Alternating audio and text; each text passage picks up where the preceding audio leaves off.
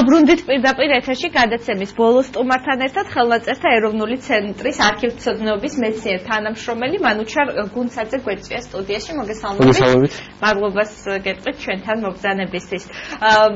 იცით, საუბარი უნდა დავიწყოთ ღონისძიების შესახებ ალბათ უმჯობესია, შემდგომ რა თქმა უნდა ოკუპაციის დღესაც შევეხოთ და მის ისტორიას შევახსენოთ ჩვენს ტელემაყურებელს, რა მოხდა ამ დღეს. ძალიან მნიშვნელოვანი ღონისძიება გაიხსნა პროექტი, ეს არის გამოფენა პროექტი, ერთგვარი, სადაც აი რა იყო რაღაც მასშტაბური და მრავალმხრივი პროექტია, როგორც ვიცი, რა არის მიზანი და უშუალოდ რა ღონისძიება ელოდება იქ მისულ დაგეგმებას. იცით, თქვენ დამაყურებელნაც ეს დღეები ძალიან მნიშვნელოვანი საქართველოს უახლესი ისტორიისთვის. შესაბამისად, ხელნაწერთა ეროვნული ცენტრი თავისებურად გამოეხმაურა ამ მოვლენას. და მოაწყო, ასე ვთქვათ, კვირეული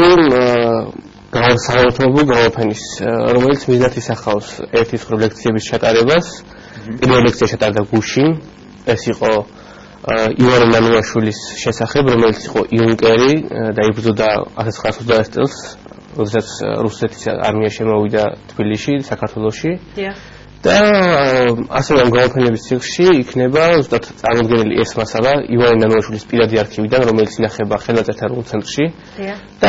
ამ მასალაში დაცული არის როგორც ფოტოები, რომლებიც აქამდე არ იყო ხელმისაწვდომი საზოგადოებისთვის, ასევე დოკუმენტური მასალა ივანე ნანუაშვილის ბიოგრაფიიდან, რომელიც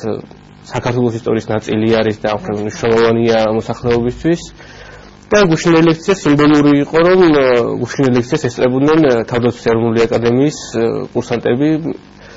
დღევანდელი იუნკერები და მათ მისმის თუ როგორ, ასე ვთქვათ, მოღვაწეობდა როგორც სამხედრო კუთხით მათი, ასე ვთქვათ, წინამორბედი ივანე ნანუაშვილი და შემდეგ უკვე ბიოგრაფიის ის დეტალები, როგორ წავიდნენ ემიგრაციაში. ახლა ეს არის იუნკერი, რომელიც გადაურჩა ამ სისხლიან დღეს და რომელიც ეს სხვათა შორის საზღვარგარეთ არა ნაკლებ მნიშვნელოვანი მოღვაწეობით გამოირჩეოდა, როგორც ვიცი. და ეს გამოფენების ციკლის კიდევ ერთი ლექცია დასრულდება პარასკევს 27-ში და ლექციის სახელი იქნება რა უნდა ვიცოთ ივანე ნანუაშვილის შესახებ. დიახ. ამას წაიღებს ისტორიკოსი ნიკოლოზ ჟგენტი. და ამით დაიხურება, ვთქვათ, ეს გამოფენების ციკლი. რომელიც ეს ხო მithmeli არის მოვლენების შესახებ და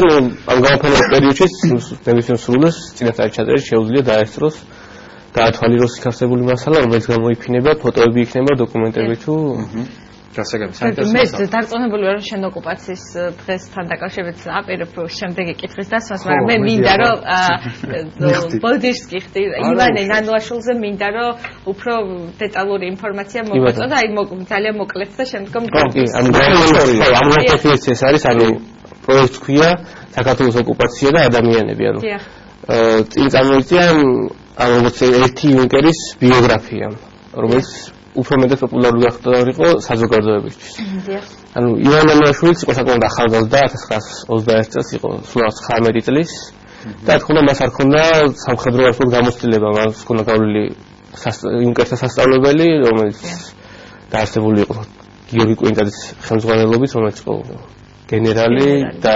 21 წლის ომის დროს უკვე თავმჯდომარე საქართველოს შეერაღებული ძალების და შემოწმებდა ნანუაშვილიც, როგორც იუნკერი, როგორც ბრძოლი და როდესაც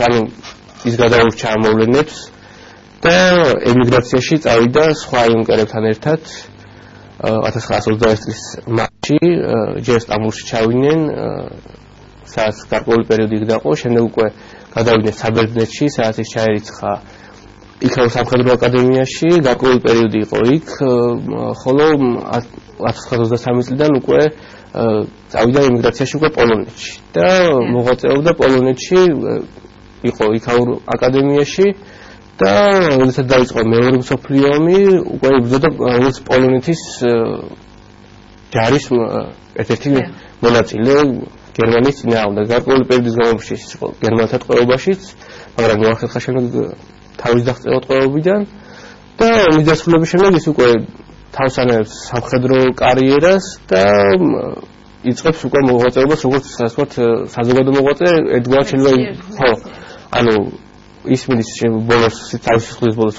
ამერიკაში მიდის ემიგრაციაში და იქ ეწევა უკვე მოღვაწეობას რუსეთის წინააღმდეგ, რათა ასე ვთქვათ, ყველაფერს აკეთებს იმისთვის, რომ საქართველოს გაუგრძელოს დამოუკიდებლობის აღდგენა და დაანახოს ასე ვთქვათ, საერთაშორისო საზოგადოებას რუსეთის იმდროინდელი სახე. ამის შესახებ გამოსცემს წიგნებსაც, ძალიან ცნობილი იყო ინგლისურ ენაზე გამოცემული წიგნი, რა უნდა იცოდეს ყველა თავისუფალ სამყაროში რუსეთის შესახებ, რაც ძალიან დიდი გამოხმაურება მოყვა და ამ პოპულარობით სარგებლობდა საერთაშორისო საზოგადოებაში. რაც შეეხება დღევანდელ დღესაც რომ შევეხოთ და მოვასწროთ ამ თემაზეც საუბარი ჩვენ წინა გადაცემებში კი შევეხეთ მეტნაკლებად, მაგრამ საინტერესო იქნება თქვენგანაც კიდევ ერთხელ შევახსენოთ ტელემაყურებელს რა მნიშვნელობა აქვს აი ამ დღეს საუბედუროდ იყო პერიოდი მე მგონი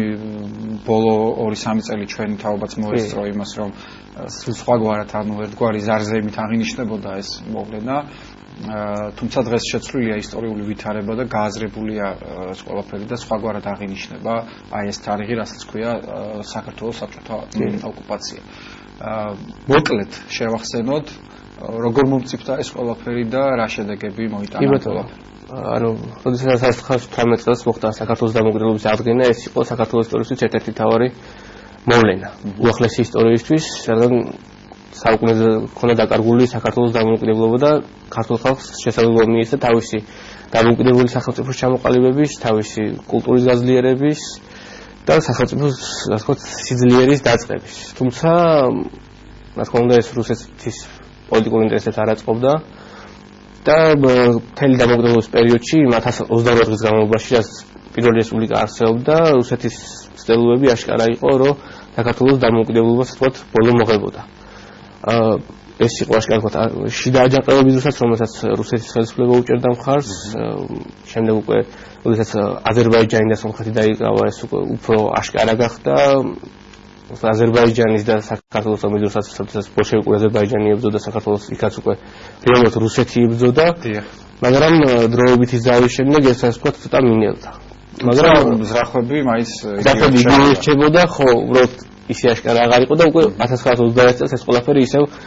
მთელი ძალით გამოაშკარავდა, როდესაც რუსეთის არმიები შემოვიდნენ საქართველოში. ნუ ყველაზე ძლიერი თქმა უნდა იყოს მე-11 არმია, თუმცა მარტო მე-11 არმია არ ებრძოდა საქართველოს წინააღმდეგ. საქართველოში რამდენიმე მხრიდან მოხდა შემოსვლა ერთდროულად და ნუ როგორც მოიხსენებათ, როდესაც შეიქმნა საფრთხე, რომ თბილისი აღმოჩნდებოდა ალყაში და საქართველოს მთავრობა ვეღარ შეძლებდა ასე ვთქვათ უკან დახევას. და დაცლას თბილისის გენერალმა კვინგედამ მიიღო გადაწყვეტილება რომ საქართველოს მთავრობა და ჯარს დაეხია უკან და შემდეგ მცხეთაში გაემართა ბრძოლა გენერალური რაც სამწუხაროდ ვეღარ მოხერხდა და რუსეთმა დაიკავა თბილისი და შემდეგ უკვე დანარჩენი საქართველოს ანუ თბილისის დასაწყისი ერთ-ერთი მიზეზი ის იყო რომ არ უნდა ხელისუფლებას და სამხედრო ხელისუფლებასაც თბილისში გამართულიყო ბრძოლები და ზარალი არ ყოფილიყო დიდი მაგრამ შედეგად შემდეგ აღარ მოხერხდა ჯარის რეორგანიზაცია და სამწუხაროდ ხელისუფლებას მოუხდა დაეტოვებინა ქვეყანა. ემიგრაციაში. იქამდე არ შეიძლება გამოგჩეს ეს მომენტი, რომ 19-ში იყო ბრძოლები, რომელიც ქართულთა გამარჯვებით და უკრაინაში იყო მართლა. ბრძოლები რაც მიმდინარეობდა თებერვალში, როდესაც შემოვიდნენ რუსები, ფაქტობრივად ყველა მათგანი მთავრდებოდა ქართველების გამარჯვებით. უბრალოდ როდესაც რუსეთის ჯარის მრავალი ცხოვრება აშკარა იყო და ხო შეიქმნა საფრთხე რომ შეიძლება ალყაში მოხდა მოექციათ ჩვენი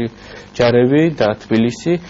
ხოლმე ამის შემდეგ იქნა თბილისის დატოვების გადაწყვეტილება მიღებული თორემ მანამდე ეს იქნებოდა იუნკერების ბრძოლები თუ იუნკერები ნახუნა ეს არ იყო მარტო იუნკერები ხო იქ იყო ძალიან დიდი რაოდენობა საქართველოს რეგულარული არმიის სახალხო გვარდიის რომლებიც იბრძოდნენ რომელსაც ძალიან დიდი რაოდენობა დაიხოცა რა თქმა უნდა იუნკერებზე ბევრად მეტი იუნკერებს ცირეი ცხოვრობენ ყოფილი ისინი იყვნენ სამაგალითო დანარჩენი ჯარისთვისაც ქვეყნისთვისაც როდესაც ესეთი ახალგაზრდები თავის სამშობლოსთვის წირდნენ სიცოცხლეს და ასე თავი დადეს იმ იუნკერებმა რომლებიც იქ დაიღუპნენ თავის ქვეყნისთვის თავის ქვეყნის დამოუკიდებლობისთვის ამით იყო ძალიან მნიშვნელოვანი იუნკერების როლი და ზოგადად ეს ბრძოლაც და ეს მოვლენები ჩვენი ქვეყნისთვის აი სამი ახალგაზრდას ხედავთ ახლა და რამდენად სწორად არის გააზრებული გუშინ ისტორიკოსაც დაუსვნა შეკითხვა აი მოვლენები რაც ჩვენმა ქვეყანამ ამ შემთხვევაში რუსეთთან ნებართვაში გადაიტანა არის თუ არა თქვა აი სწორად გააზრებული და რამდენად მნიშვნელოვანია ჩვენთვის თაობებისთვის აი ამის რა თქმა უნდა ეს ამის გააზრება საკმაოდ პრობლემური იყო მეცნიერებაში როდესაც იყო საბჭოთა კავშირის პერიოდი რადგან 1921 წლის ეს ოკუპაცია იმ პერიოდში ცხადდებოდა როგორც რუსეთის ოკუპაცია ხო როგორც ქართული ხალხის ხო ხსნა და ეს იყო ქართული ხალხის ზოლა ის მაშინელი პროპაგანდით საბჭოთა რეჟიმის დასამყარებლად ეს იყო ქართული ხალხის მოთხოვნა რა თქმა უნდა დამოკიდების აღდგენის შემდეგ 90 წლებიდან დაიწყო თავისუფალი მიდგომა და ხო ყოველგვარი ასე ვთქვათ პოლიტიკური ჩარჩოების გარეშე ამის გადახედვა და სამეცნიერო კუთხით შესწავლა დღეს რა თქმა უნდა უკვე ასე პოლიტიკური ჩარჩოებისგან თავისუფალი მეცნიერება და უკვე თავისუფლად მის ამის გადააზრება და შეიძლება დასაუსტებელი იყოს გარკვეული სამხედრო მოვლენები, შეიძლება იყოს თქო რაღაც დეტალებში დაუსტება საჭირო რაღაცების გამოაშკარავება, მაგრამ დღეს თქო თავისუფლად შეგვიძლია ვთქვათ, რომ თავისუფლად შეგვიძლია გადავხედოთ ამ მოვლენებს და გავაანალიზოთ ისე როგორც იყო და არა როგორც ასე ვთქვათ სულდა ეს საბჭოთა პროპაგანდას მთელი პერიოდის განმავლობაში რაც გამოიარა საქართველოს. რაც ინერცია შეიძლება დღესაც გრძელდება. განკვეთებადნი შეიძლება გრძელდებოდეს, თუმცა უკვე ნაკლებად. პირველი წიგნი იწერება ამის შესახებ, სამეცნიერო ნაშრომები იქნება სტატიების სახით, პუბლიკაციების სახით და ეს უკვე მჭირდება ეს რაღაც საბჭოთა პროპაგანდის ნაწილი და მეცნიერებს წარმოიქმნეს ეს თავისუფალი ასე ვთქვათ მიდგომა ამ საკითხისადმი. თუმცა ახალგაზრდებმა უნდა იცოდნენ და უნდა ჩვენ ესეთი თქვა პროექტების ორგანიზებას რასაც ხელნაწერი მომცეში ხდება თუ სხვა სამეცნიერო დაწესებულებებში სწორედ ამას ისახავს მიზნად რომ საზოგადოებამ ახალგაზრდობამ უფრო დაინახოს ის რაც მოხდა რეალურად და არ იყოს თქვა რაღაცა მითების დონეზე დარჩენილი ყოველთვის მოვლენები. დიდი მადლობა მანუჩარ შევახსენოთ ტელემაყურებელს საქართველოს საბჭოთა ოკუპაციის პერიოდზე საუბრობდა ხელნაწერი თანამშრომელი ცენტრის მეცნიერ თანამშრომელი მანუჩარ ქუნცაძე. აქვე შევახსენოთ